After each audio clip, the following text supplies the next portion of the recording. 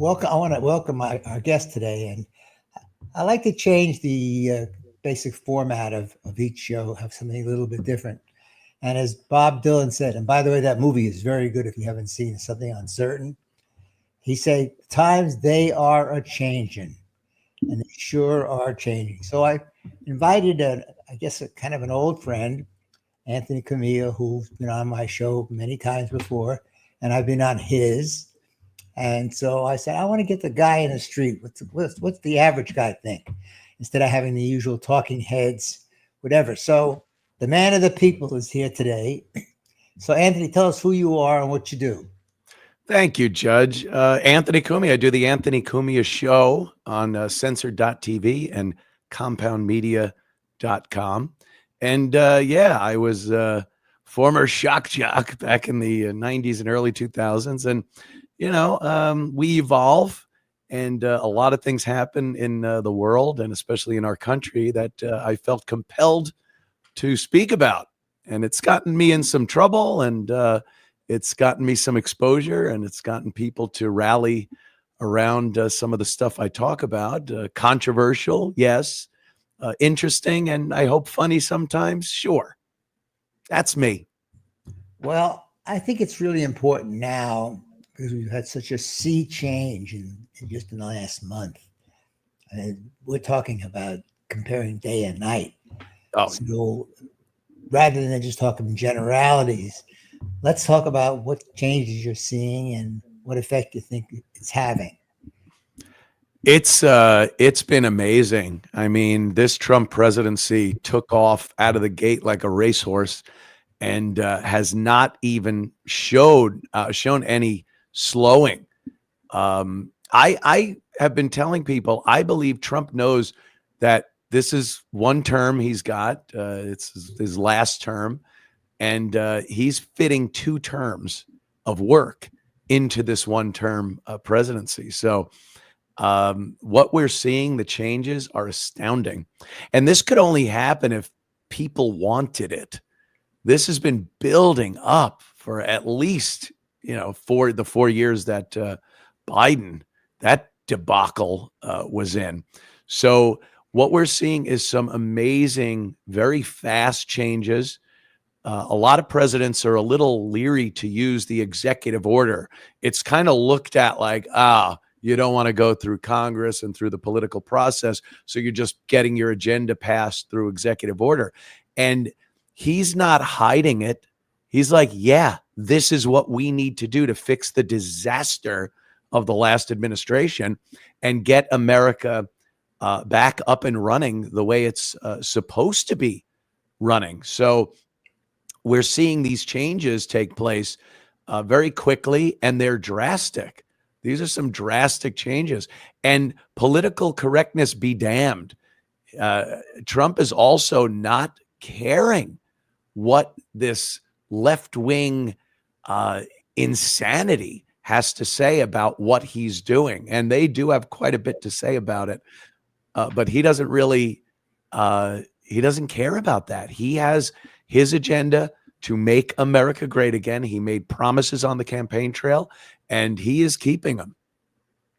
Yeah, it's pretty dramatic. Whenever you see such a wide swing, it kind of emphasizes things as opposed to just going along, making a change here and a change there. Right. I would say this is pretty dramatic, what's going on right now. And the 2-party system that we've had for a long, long time seems to be evolving or devolving, and one party taking a different view or a different role than they have in the past, and vice versa. What do you think you're seeing now in political changes in terms of political parties?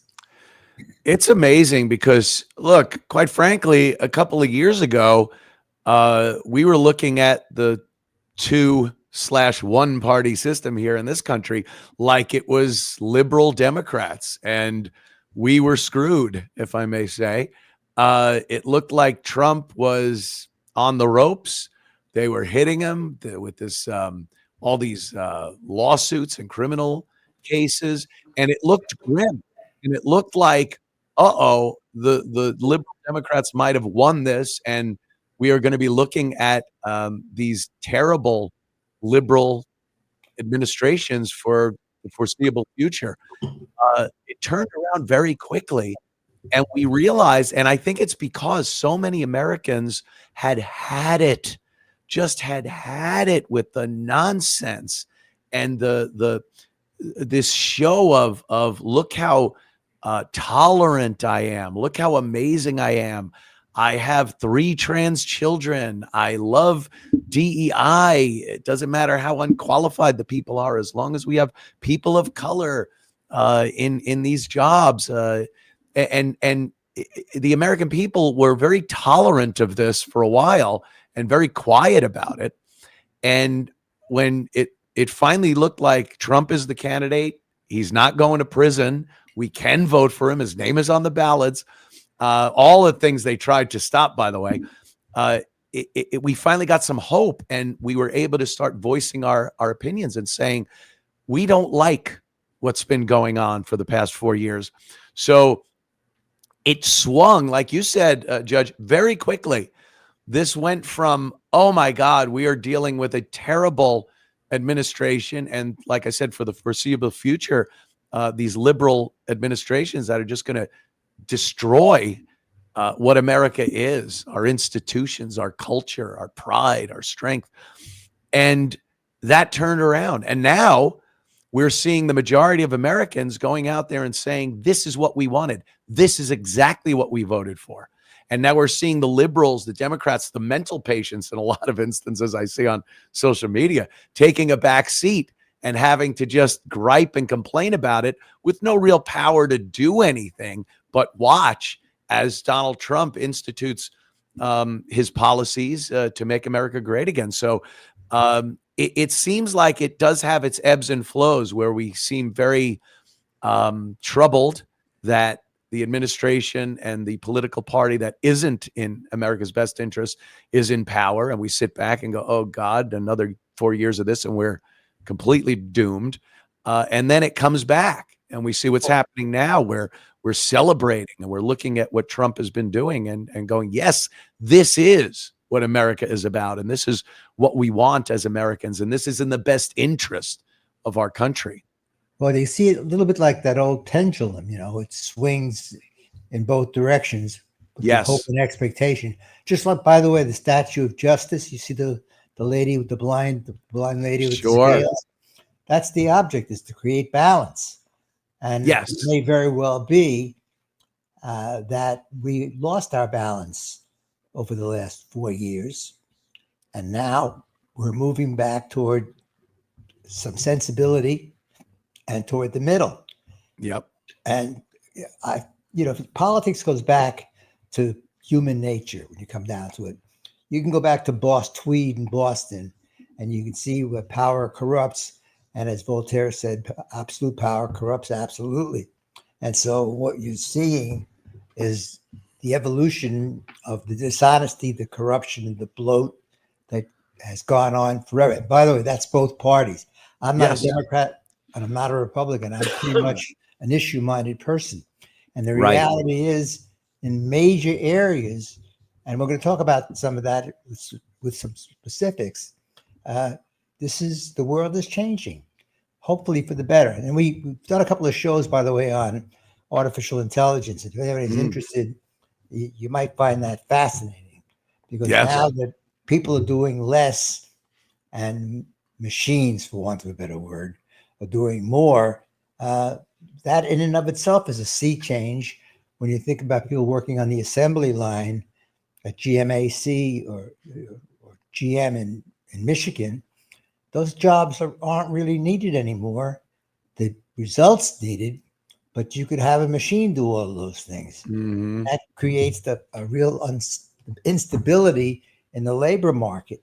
And that's what you're seeing, such an evolution of change. But getting back to Boss Tweed, the Republicans weren't any better with the Teapot Dome scandal in the 1920s and 30s here in this country too.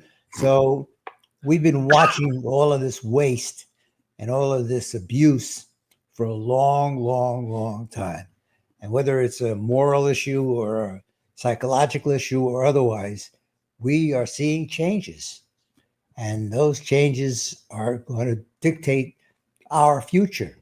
So let's talk about a little subject by subject. Uh, Elon Musk. Yeah.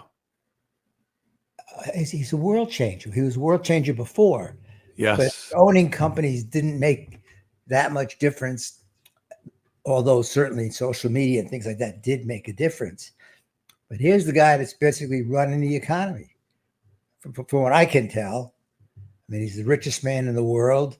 He's got great ideas, and I think he's got the ear of the president. I know he's got the ear of the president. And so, what do you think about Musk's involvement in our cultural evolution and our basic democracy?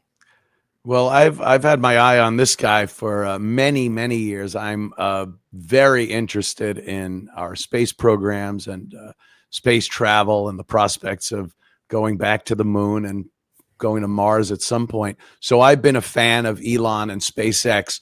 I remember when there was a government program that was trying to see who could put a rocket technically into space.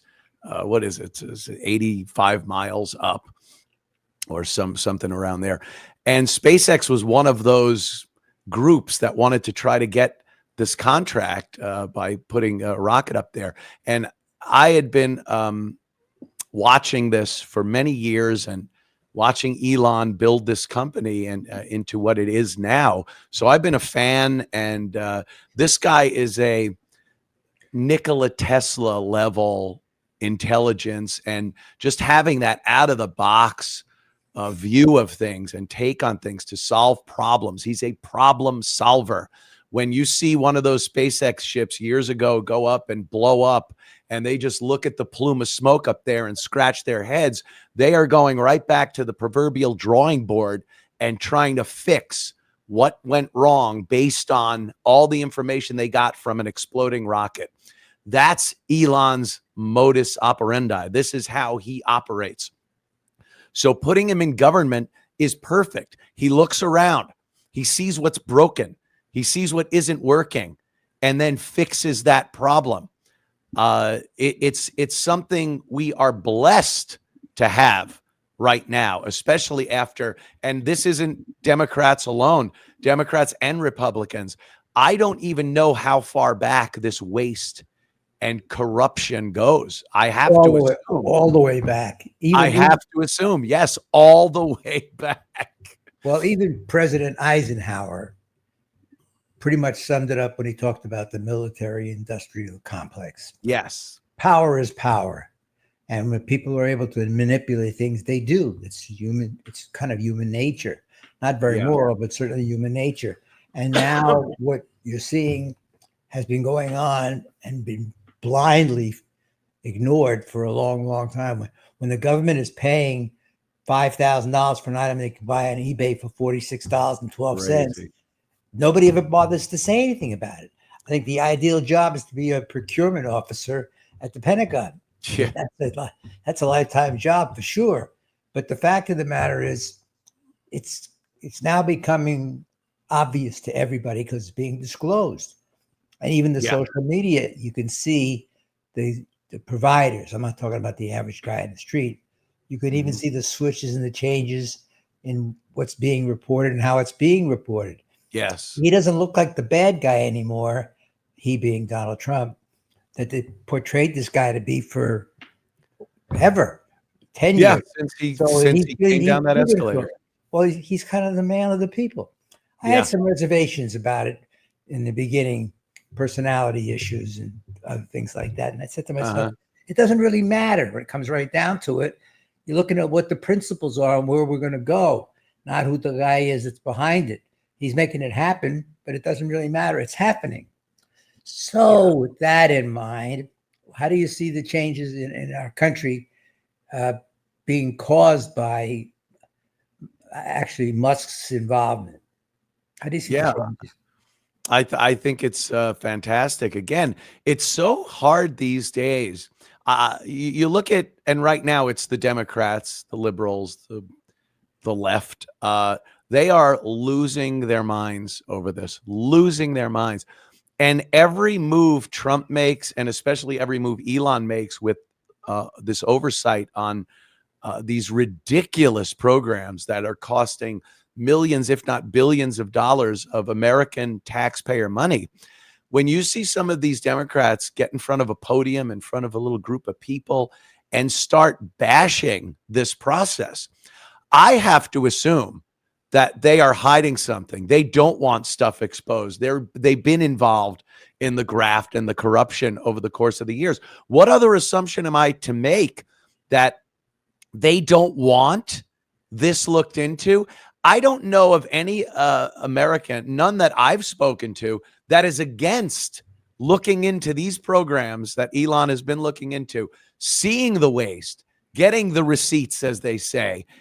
We are seeing them. They're not hiding them. This has been, in the past few weeks, one of the most transparent administrations I have ever seen in my lifetime.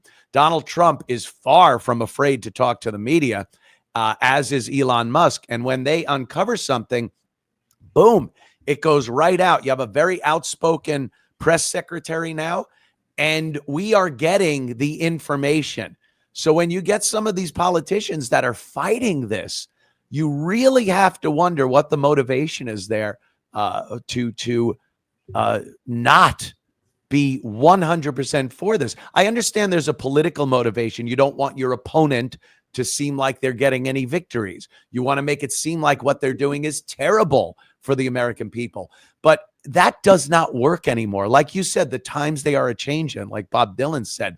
And the mainstream media doesn't have the power to propagandize anymore. We're on to them. Donald Trump exposed them as the lying shills for the left that they are. The politicians, using the same playbook they've used for decade upon decade, get up to a podium. That doesn't work anymore. We look at them and go, you are lying right now. This is not what's happening. We see what's happening. So I think they're in panic mode over what they see Trump and Elon doing. And I just don't think they know how to respond to it. But to the subject, I think the majority of the American people are ecstatic that we are seeing this. We've wondered where our money's going. Look, I used to watch The Tonight Show with Johnny Carson, and $600 toilet seats was a joke in the monologue. This is 50 years ago. So, you know, this has been something that's been going on for quite some time. And for it to finally be addressed and exposed is something that I am seeing the American people just loving. Well, you know what? I feel the same way. I'm seeing things that we know have existed for a long, long time, which were never right. And nobody did anything about it because it wasn't in their best interest to do anything about it. Right. But this is different. I mean, now you can latch onto it and say, this is what I've always believed in. And finally, somebody's doing something about it. Mm-hmm. And the real question is going to be, do you have two very strong personalities, Musk and Trump? You wonder how long this honeymoon is going to last. Do you think this is a lasting, loving relationship, or are there going to be conflicts that you can see in the future, especially in terms of how to do it? Yeah, it's boy, when you get two personalities like this, they're very different in they do have their similarities. I think they enjoy the spotlight, both of them. I think they enjoy being number one and being looked at as the pinnacle of whatever they are doing. They are the alpha. But they do have different ways of going about things and different personalities. I think Elon is very meticulous. He micromanages everything. He wants to be involved and have his hands in it. I think Trump is more willing to delegate as long as he's the final word on it. That's probably pretty accurate. Yeah, I think so. This is what I've seen personally. But there will be, you know, some banging of heads down the line, especially if things start getting a little tense. We're in the honeymoon phase here. I mean, we're watching them do amazing things that we are 100% for.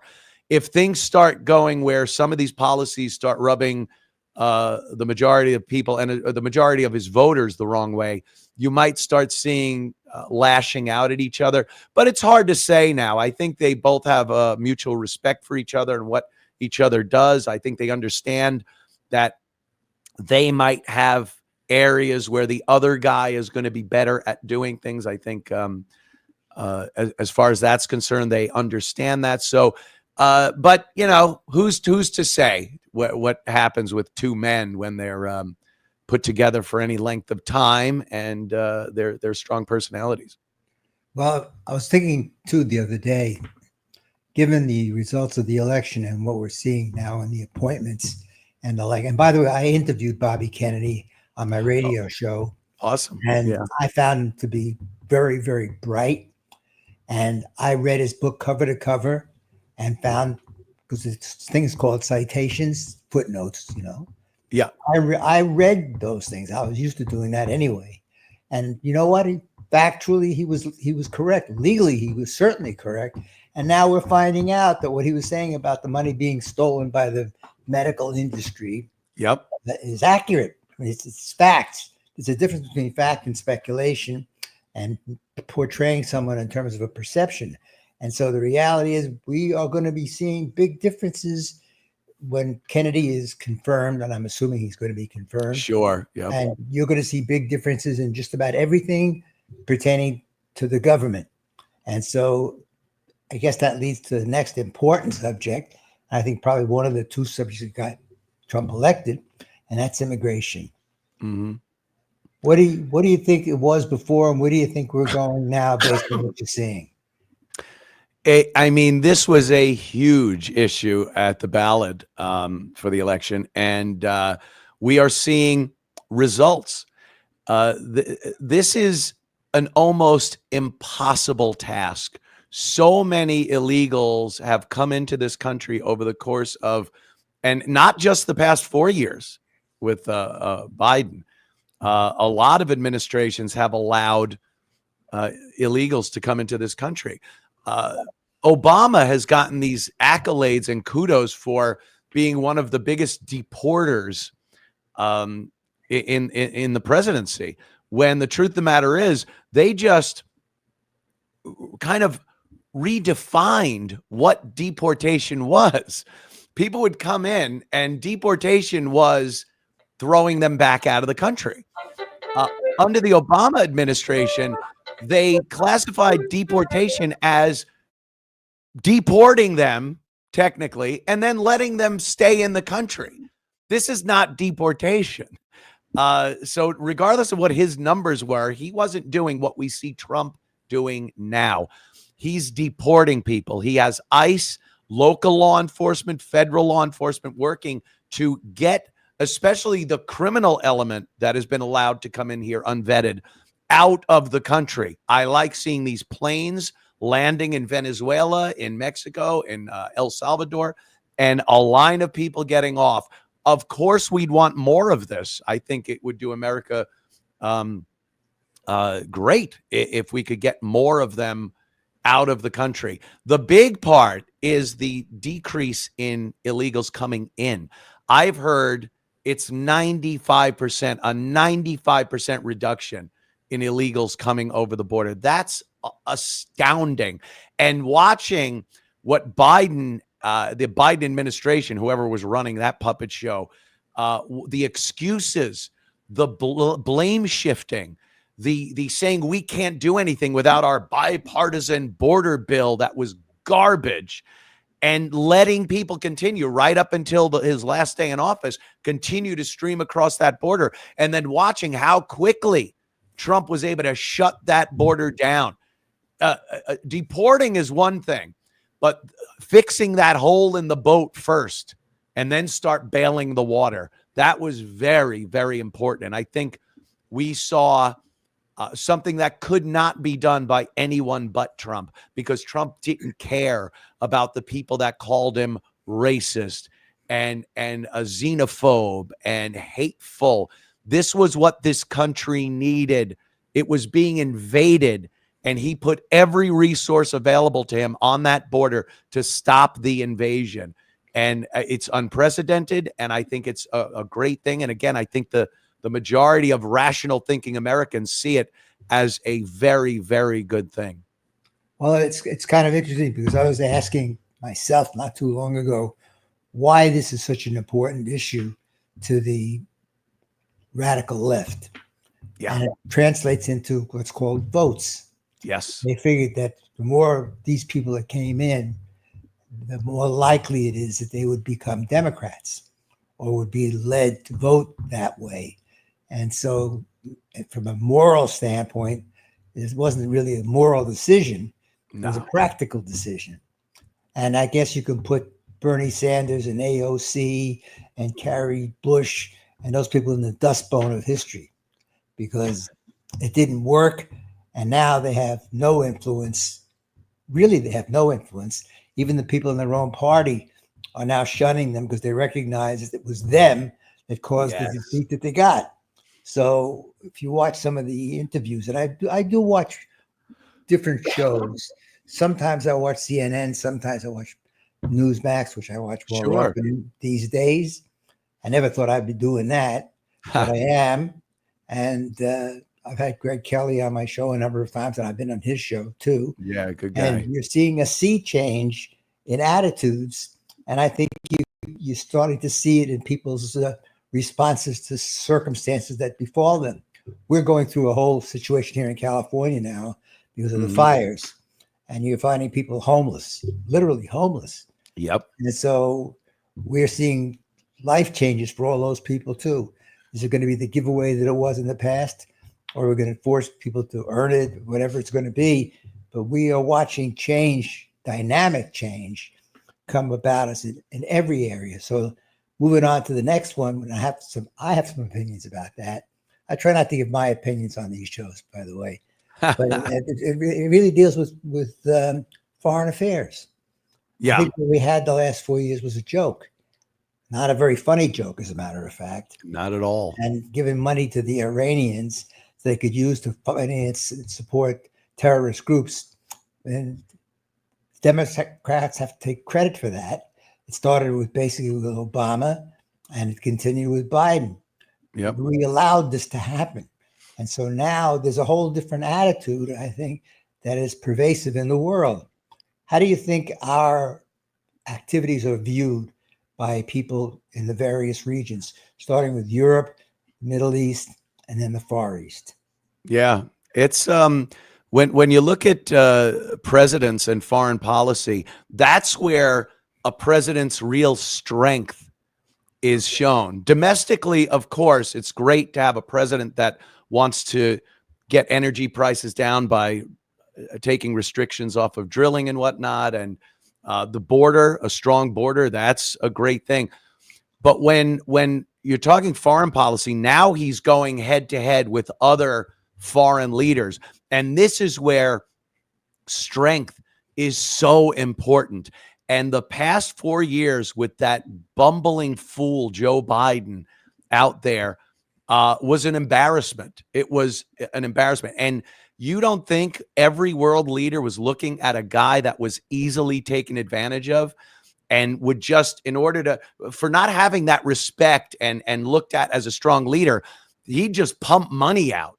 That was the way to go. Hey, please, I'd like this policy passed. I would like to have you guys do this for us. And it was all based on shoveling money out, no matter how nefarious the organization was that they were doling the money out to. Trump works off of strength. He'll say, look, we want this for America. This is in our country's best interest. We feel we've been taken advantage of over the course of the years. You need to do this, or we're going to do this. Not the reward thing. It's the back of the hand thing. You don't do this, this is going to happen. And it is historically much more effective than the carrot that we've seen over the past 4 years, trying to pay off leaders to do what you want them to do. So having a strong leader like Trump is key to getting what you want from these other nations in your foreign policy. What we're seeing as far as Europe goes, look, we don't want to pay 90% of the bills of all of these organizations like NATO and United Nations and all these other NGOs that we've been shelling money out to all over the globe. We don't want to do it anymore, so we stop doing it. Or we tell them, hey, Germany, France, England, you guys are going to have to fess up with more money for this. We've been footing the bill. It's unfair. If you don't, we'll pull out. And then you guys could run it by yourselves and see how good that goes without any American money. This is a strong leader, and they respect that. They fear it in some ways. And again, the liberals will say that they're embarrassed by Trump on the foreign stage. They're looking, going, oh, he's the leaders hate him. They liked Biden. I don't want a president that foreign leaders like. I want a president that foreign leaders respect and in some ways fear. Not so much that he's going to militarily take action on them, but fear that he's going to reroute the gravy train to not stop at your at your stop. You could edit that out. You don't have to edit it out. We're on like I try not to curse on your show. I try not to use vulgarities on your show, Your Honor. But we should do that because it's an expression of how you're feeling. Yeah. The language is a representation of what you're at least inside thinking. Oh, and believe me, on my show, I'm constantly cursing. But a little different. I recently heard, just in the last week or so, that in addition to pouring billions and billions and billions of dollars into the Ukrainian war, yep, the people that have the most to lose are the Europeans. Mm-hmm. And Trump is making the point, why should we be in front paying for it, doing everything that we're doing, and throwing the money away? In fact, when you look back at Obama, our situation with Iran is basically based on you want to call it the carrot if you want to. The reality is that nuclear deal that was made with Obama was a disaster. Oh, it would have been a disaster for the world. Yep. And yet they went on and kept on doing it and feeding him money and everything else. I think it's kind of interesting. There's a guy right now running the show who's got a sword in his hand. And as far as the United Nations is concerned, I will give an opinion about this. I think it's a waste of time and money, personally. Yep.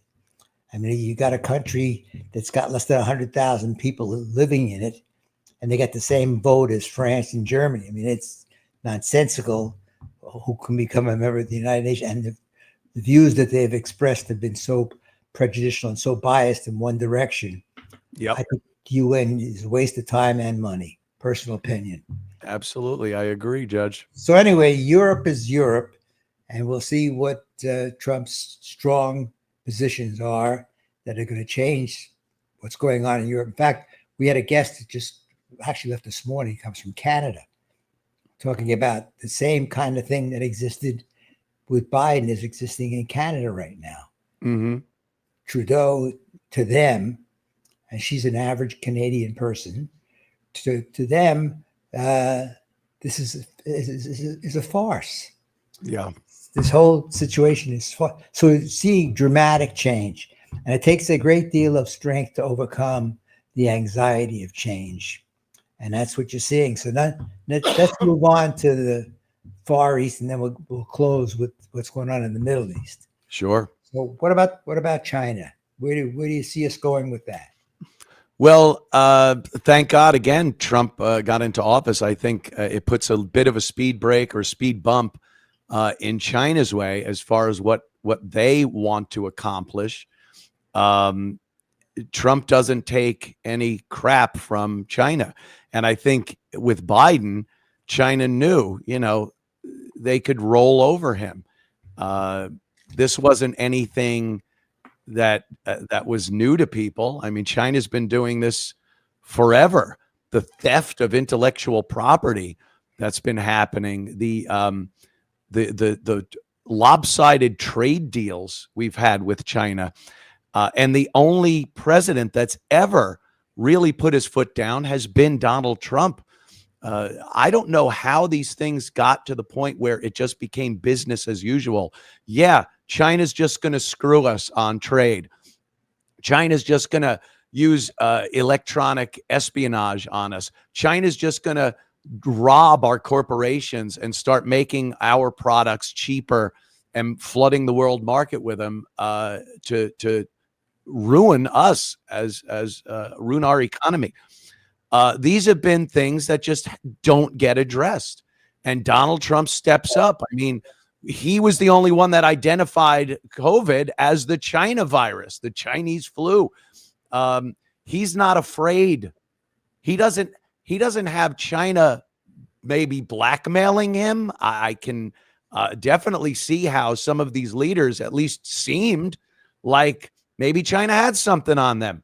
Maybe they didn't want to push back too hard on China. But I think Trump has been a great check, and it's only been a few weeks, but a great check on the Chinese juggernaut that has, been doing what they've been doing for so many years. It's good to see the brakes put on them a little bit.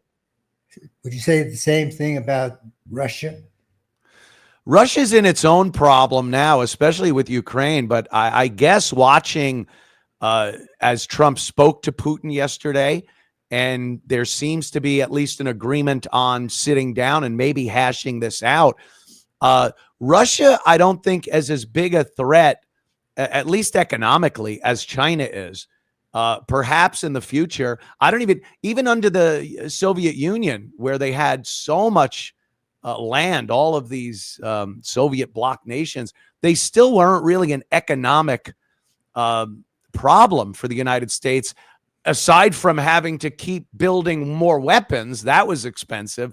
But Russia didn't really come across as an economic threat with their goods and services globally as China is. China has no qualms about just literally stealing intellectual property from corporations in America and flooding the market with stuff that's been made by children at a much cheaper price. That is very, very harmful to the American economy. So I think if Trump can hammer out a peace deal between Russia and Ukraine, you'd be very hard pressed to, first of all, not give him the Nobel Peace Prize and have him go down in history as a great peacemaker president. Well, you can see the difference in the economies between the Chinese and the Russians, for sure. Yeah. And the reality here is that people are paying attention now to what the U.S. is doing, as opposed to being quiescent and just acceding to what's going on. And so the real interesting, well, it's all interesting, actually. One of the most important situations is the Middle East. Uh-huh. We know historically, and I've interviewed Alan Dershowitz on my show a number of times on that subject, and the reality has never been properly reported in the media. It's always been very one-sided. Right. I think we're seeing some changes in coverages even now. People who used to be on one side are tending to walk toward the middle, recognizing that's in their best interests. But it's always been a one-sided affair. And Trump has come along, not only in his first term, but what he's doing right now is, I used the word dramatic a couple of times today. It is. It is dramatic. You can see the difference in the first couple of days from the change in government. So what do you think is happening in the Middle East, and where do you think we're going? Well, first of all, I could preface this by saying what Trump does, especially when you've seen him working with these the threats of tariffs, and Trump is a negotiator. That's his strong suit. What he says very rarely comes to fruition as what he does. He'll say something in order to start a negotiation from a position of power. His idea of, sorry, just got over the flu. His idea of taking over Gaza and utilizing it for God knows what, but it becoming a part of the United States. This is what he's talking about. Same thing with Greenland and Canada and whatnot. These things very rarely end up being what he initially says, but Trump will always go into a negotiation from a position of power. This is his MO. This is what he does. So when he says he's taking Gaza and we will run it, we will build on it, we will do things, I very seriously doubt that's exactly what he wants to do. And that's what he's going to do. But it gives him a great bit of leverage to start a negotiation from that position of power. So I don't really know where he's going with it. And hey, that's his job, is in a negotiation to not let people really know where you're going. As far as Israel and Hamas go, I mean, we've seen they have just devastated Gaza, and I would say pretty much shut down Hamas. We haven't really seen any response from Hamas in quite some time, and I think the reason for that is they laid waste to Gaza. This created a humanitarian crisis, as far as some people say, and it's created a lot of ill will toward Israel. But I think Israel felt that was necessary. Whether there's those conspiratorial people that will say that Israel allowed the attack on Israel when we saw all those people died in order to have the justification to completely decimate Hamas. And, if they're Palestinians there too, they're going to pay the price. I think that's a little far-fetched. It's like people saying that Bush did 9/11. I don't 100% say that he didn't know something that might have given him more information to do something. That's a whole nother story. But, Israel, the Mossad, they worked in mysterious ways over the course of the years to get the end justifying the means. So I don't really know where that's going. I don't really have a good prediction as far as where that will end up. But I think Trump's the things he said as far as plans go is very different than anything we've heard over the course of this generational conflict that's gone on over there. And again, assuming that he negotiates from a position of power, I'm optimistic. I'm optimistic. When I first heard him make that statement, I stopped and I said to myself, does that make any sense? And after analyzing it, truly, what he did and what he's suggesting makes an enormous amount of sense. The Sinai is just empty space. Right. And you could move the people there that they could live a human life, actually, with new equipment and construction and whatever, as opposed to living in rubble for 10 years and not having anything. So I think his concept makes a lot of sense. And ultimately, the turning point will be a deal with the Saudis. And that's coming. It's just a question really of time before that becomes an eventuality. And there's a possibility of peace, except if you look at the literature and even the Quran, which I respect, basically says not an inch of land should belong to anybody other than us. Says that. And then you look at the charter, the Hamas's charter, it says total destruction, not a one, not a two, the land to the sea. Right. Everybody gets wiped out. So I think Trump is carrying forward his general modus operandi, and his idea makes a lot of sense. And a lot of people are going to make a ton of money, by the way, just to put it aside. The people doing the construction, you're going to see the Trump freeway there go running through Gaza.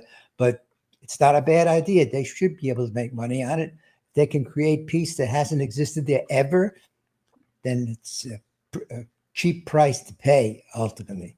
The only issue I have with it, and it's a huge issue, historically, the United States has never had any luck with a Middle Eastern presence.